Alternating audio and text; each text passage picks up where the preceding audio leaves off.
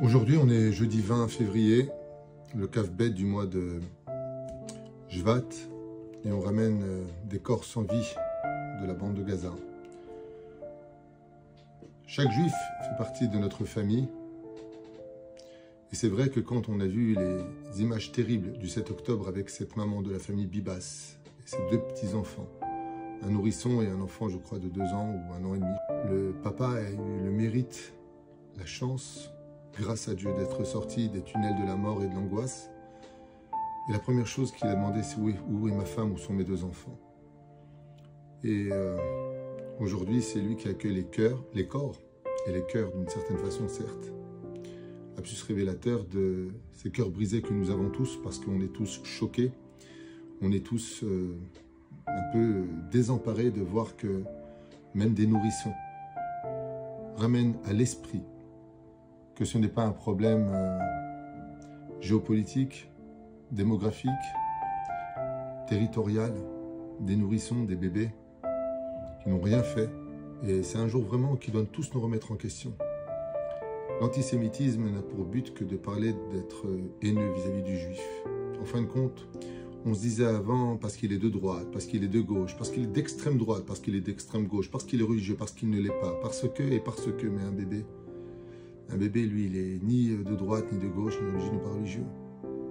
Mais il était juif. La famille Bibas laisse une trace, je pense, assez importante dans cette prise d'otage et ces massacres qui ont lieu le 7 octobre.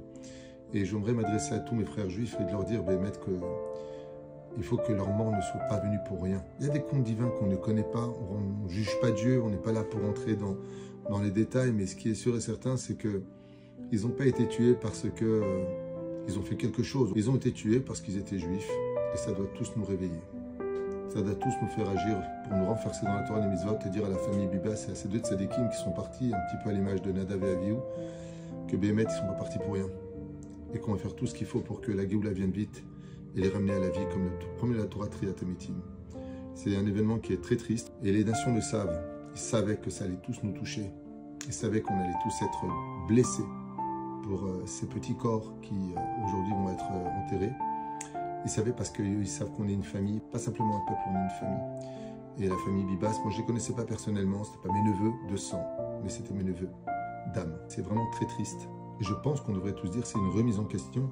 Et j'espère que Bezrat Hashem, on arrivera tous à vraiment se renforcer, dans l'union, dans l'unité, dans le fait de ne pas se comporter mal les uns vis-à-vis des autres.